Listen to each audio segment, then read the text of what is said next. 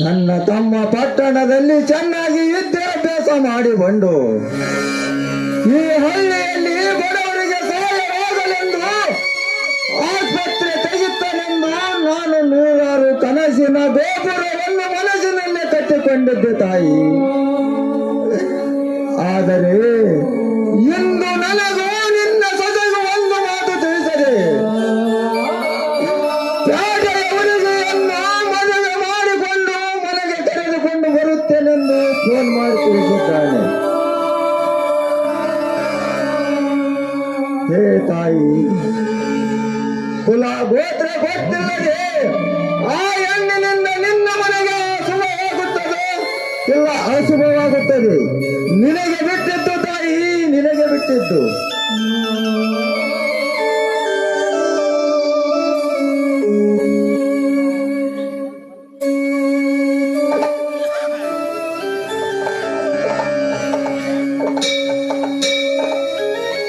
ಸ್ವಾಮಿ, ಇದೇನು ಸ್ವಾಮಿ, ಇಂದು ತೋಟಕ್ಕೆ ಹೋಗ್ಲಾರ್ದ ನೀವು ತಾಯಿಯ ಫೋಟೋದ ಮುಂದೆ ನಿಂತ್ಕೊಂಡು ಏನೋ ಆಳವಾದ ವಿಚಾರ ಮಾಡುವಂತೆ ಕಾಣ್ತಾ ಇದೆಯಲ್ಲ, ಏನ್ ಸ್ವಾಮಿ ಅದು?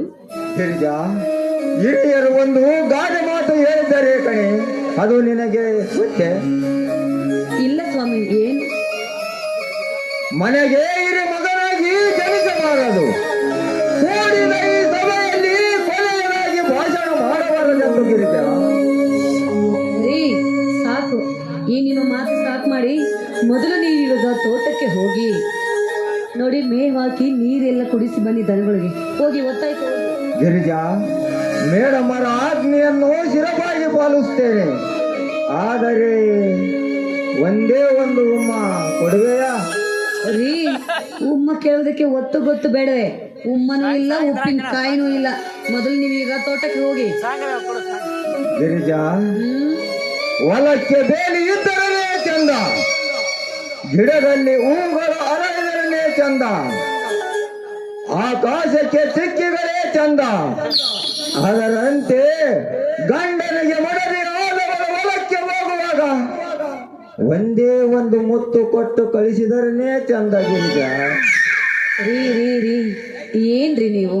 ಅಲ್ಲ, ರೈತನ ಮಗನಾಗಿ ಹುಟ್ಟಿ ಹಗಲು 12 ಗಂಟೆ ಬರೀ ಯಾವಾಗ್ಲೂ ಪ್ರೀತಿ ಪ್ರೇಮ ಅಂತ ಕುಳಿತುಕೊಂಡ್ರೆ ಒಟ್ಟಿಗೆ ಮಣ್ಣು ತಿನ್ಬೇಕೆ?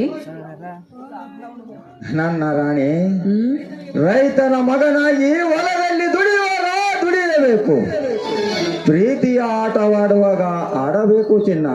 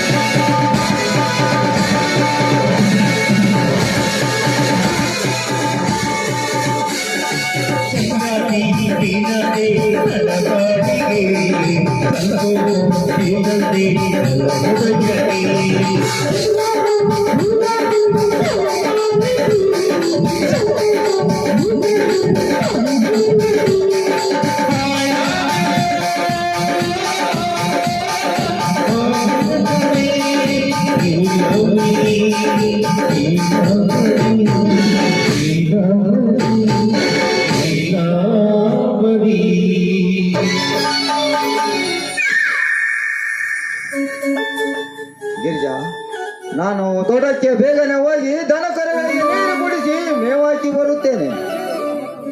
ಬೇಗ ಬಂದ್ಬಿಡಿ ಸ್ವಾಮಿ.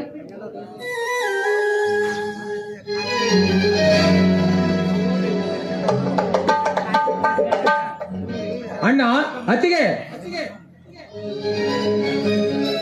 ತಮ್ಮ, ಈಗ ಬಂದಿಯೇನಪ್ಪ? ಮೈದುನ, ನಿನ್ನ ಪ್ರಯಾಣ ಚೆನ್ನಾಗಿತ್ತೇನಪ್ಪ? ಅತ್ತಿಗೆಮ್ಮ, ಪಟ್ಟಣದಿಂದ ಹಳ್ಳಿಗೆ ಬರಬೇಕಾದ್ರೆ ಸ್ವಲ್ಪ ಬೇಸರವಾಯಿತು. ಆದ್ರೆ ಏನ್ ಮಾಡೋದಮ್ಮ, ಹುಟ್ಟಿದ ಊರು ಅಂದ ಮೇಲೆ ಬರಬೇಕಲ್ಲಮ್ಮ.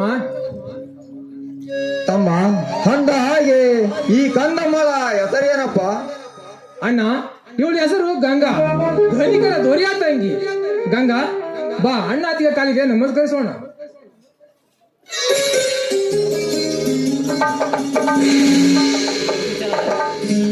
ಮಾವ, ಆಶೀರ್ವಾದ ಮಾಡಿ. ಅಕ್ಕ, ಆಶೀರ್ವಾದ ಮಾಡಿ. ಗಂಗಾ, ನೋಡಮ್ಮ, ಹುಟ್ಟಿದ ಮನೆಗೂ ಕೊಟ್ಟ ಮನೆಗೂ ಒಳ್ಳೆ ಹೆಸರು ಬರುವಂತೆ ಮಂಗಳ ಗೌರಿಯಾಗಿ ನೀನು ನಡೆದುಕೊಳ್ಳಬೇಕಮ್ಮ. ಗಿರಿಜಾ, ಸ್ವಾಮಿ, ಪಾಪ ನಿನ್ನ ತಂಗಿ ಚಿಕ್ಕವಳು. ಹೌದಲ್ಲವೇ? ಈಗಾಗಲೇ ಶುರುವಚ್ಚಿಕೊಂಡಿಯಾ ನಿನ್ನ 20 ವರ್ಷದ ಮಾತುಗಳನ್ನು? ಅರ್ಥವಾಗಲಿ. ಒಳಗೆ ಹೋಗಿ ಆರತಿಯನ್ನು ತೆಗೆದುಕೊಂಡು ಬಂದು ಗಂಗಾಳಿಗೆ ಆರತಿ ಬೆಳಗಿ ಮನೆ ತುಂಬಿಸಿಕೋ ಗಿರಿಜಾ.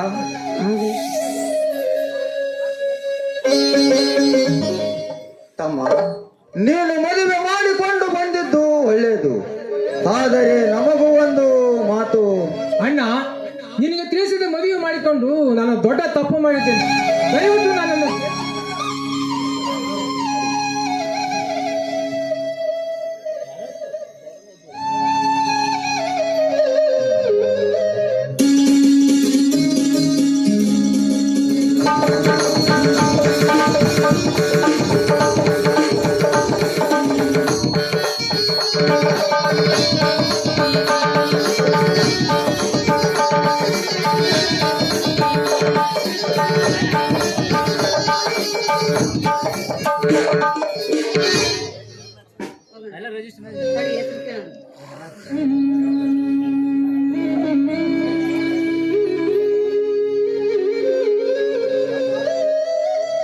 ಗಂಗಾ, ಬಾಮ್. ಎಲ್ಲರ ಚಳಿಗೆ ನಿದ್ದೆ ಮಾಡಕತ್ತಾರ. ಸ್ವಲ್ಪ ನಿನ್ ಗಂಡನ ಹೆಸರು ಓಡ್ಬಿಟ್ಟು ಹೇಳು. ನಿದ್ದೆಲ್ಲ ಹೆದ್ದೋಡೋಗ್ಬೇಕು ನೋಡು. ಇದ್ದಾರ ನಿದ್ದೆ ಮಾಡಕತ್ತಾರ.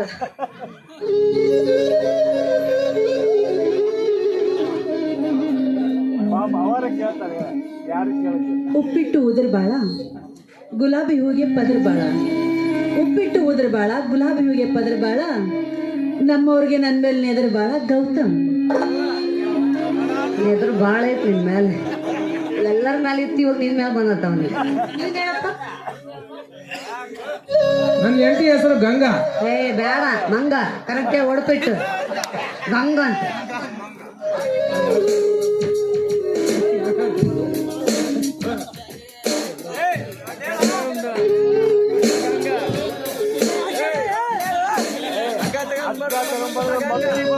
ಹಗ್ಗ ಬಡ್ದ ಮಗ್ಳು ಬರ್ತಾಳ ಗಂಗಾ. ನೀನ್ ಹಿಂಗೆ ಅದು ಓಡೋಕಳಕ್ಕೆ ಅಷ್ಟೇ.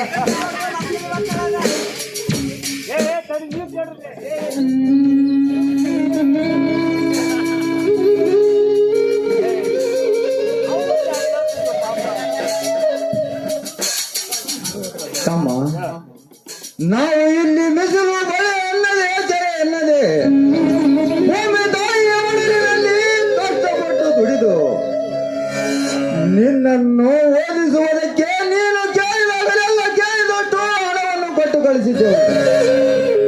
ನೀನು ಚೆನ್ನಾಗಿ ಓದಿ ಒಬ್ಬ ಒಳ್ಳೆ ಡಾಕ್ಟರ್ನಾಗಿ ಬಂದು ಈ ಹಳ್ಳಿಯಲ್ಲಿ ಆಸ್ಪತ್ರೆ ತೆಗೆಯುತ್ತಾನೆಂದು ನಾವು ನಂಬಿದ್ದೆವು. ಆದರೆ ನೀನು ಸುಂದರವಾದ ಜಿಂಕೆಯ ಹೆಣ್ಣಿನ ಬೆನ್ನು ಬಿದ್ದು ವಿದ್ಯೆಯನ್ನು ಹಾಳು ಮಾಡಿಕೊಳ್ಳುವುದಲ್ಲದೆ ಬುದ್ಧಿಯನ್ನು ಹಾಳು ಮಾಡಿಕೊಂಡು ಊರಿಗೆ ಬರುವಾಗ ಕೊರಳಿಗೆ ಒಂದು ಬುದ್ಧಿ ಕಟ್ಟಿಕೊಂಡು ಬಂದಿರುವ ತಮ್ಮ, ಕೊರಳಿಗೆ ಒಂದು ಬುದ್ಧಿ ಕಟ್ಟಿಕೊಂಡು ಬಂದಿರುವೆ. ಕ್ಷಮಿಸಿಬಿಡೋಣ, ಕ್ಷಮಿಸಿಬಿಡು. ಗೊತ್ತಿಲ್ಲ ಮಾಡಿದ ತಪ್ಪಿಗೆ ಕ್ಷಮೆ ಇಲ್ವೇಣ? ಕ್ಷಮೆ? ನೀನು ಓದುವ ವಿಷಯದಲ್ಲಿ ಒಂದು ವಿಷಯ ಬೇಲಾಗಿದ್ದರೂ ಕ್ಷಮಿಸಬಹುದಿತ್ತು. ಆದರೆ ಪೇಟೆಯಲ್ಲಿ ಜಿಂಕೆ ಮರಿಯಂತ ಮೋಜಿನ ಕುದುರೆಯಂತೆ ತಿರುಗಾಡುವ ಹೆಣ್ಣಿನ ಕೈ ಹಿಡಿದುಕೊಂಡು ಕರೆದುಕೊಂಡು ಬಂದಿರುವೆ ತಮ್ಮ, ಕರೆದುಕೊಂಡು ಬಂದಿರುವೆ. ಅಣ್ಣ, ಮಿಂಚಿ ಹೋದ ಮಾತು ಜಾರಿ ಹೋದ ಮುತ್ತು ಮಹಿಳೆ ಕೈಗೆ ಸಿಗಲು ಸಾಧ್ಯವೇ? ಆದರೆ ಗಂಗಾ ಒಳ್ಳೆ ಮನತನದ ಸಂಸ್ಕೃತಿ ಮನೆತನದವಳು, ಮೇಲಾಗಿ ಗುಣದಲ್ಲಿ ಮಹಾಲಕ್ಷ್ಮಿ ಅಂತವಳು. ನಿಜ ತಮ್ಮ ನಿನ್ನ ಮಾತು. ಯಾವ ಒತ್ತದಲ್ಲಿ ಎಂತೆಂತ ಕೆಟ್ಟ ಜರ್ಪಗಳು ಇರುತ್ತವೆ ಎನ್ನುವುದು ಯಾರಿಗೆ ಗೊತ್ತು ತಮ್ಮ, ಯಾರಿಗೆ ಗೊತ್ತು? ಅಣ್ಣ, ನನ್ನಿಂದಾಗಲಿ ಗಂಗಾಳಿಂದಾಗಲಿ ಈ ಮನೆಯಲ್ಲಿ ಕೆಟ್ಟ ಘಟನೆಗಳು ನಡೆಯುವಂತೆ ಎಚ್ಚರ ವಹಿಸುತ್ತೇನೆ. ತಮ್ಮ, ಅಡೆದವರ ಹೆಸರು ಈ ಮನೆಯ ಗೌರವ ಕಾಪಾಡಿಕೊಂಡು ಹೋಗಬೇಕೆನ್ನುವುದೇ ನಮ್ಮಿಬ್ಬರ ಕರ್ತವ್ಯ. ಆ ಕರ್ತವ್ಯಕ್ಕೆ ಸ್ತುತಿ ಬಾರದಂತೆ ನನ್ನಿಂದಾಗಲಿ ನಿನ್ನಿಂದಾಗಲಿ ನಡೆಯಬಾರದು ತಮ್ಮ, ನಡೆಯಬಾರದು. ಅಣ್ಣ, ಹೆಜ್ಜೆಗೂ ಈ ನಿನ್ನ ನೀತಿ ಬೋಧನೆ ಪಾಠವನ್ನು ತಪ್ಪದೆ ಪಾಲಿಸುತ್ತೇನೆ. ತಮ್ಮ, ಒಟ್ಟಾರೆ ತಂದೆ ತಾಯಿಯ ಹೆಸರು ತರುವ ಮಕ್ಕಳಾಗಿ ಬದುಕಬೇಕೆನ್ನುವುದೇ ನನ್ನ ಆಶೆಯಾಗಿದೆ ತಮ್ಮ, ನನ್ನ ಆಶೆಯಾಗಿದೆ. ಅಣ್ಣ, ನಿನ್ನ ಆಸೆಯೇ ನನ್ನ ಆಸೆಯಾಗಿದೆ ಅಣ್ಣ. ಹಾಗಾದರೆ ಒಳಗೆ ಹೋಗೋಣ ಬಾ ತಮ್ಮ, ಎಲ್ಲರೂ ಸೇರಿ ಊಟ ಮಾಡಿದಾರೆ. ಆದಿ ನಡೆಯೋಣ, ಹೋಗೋಣ.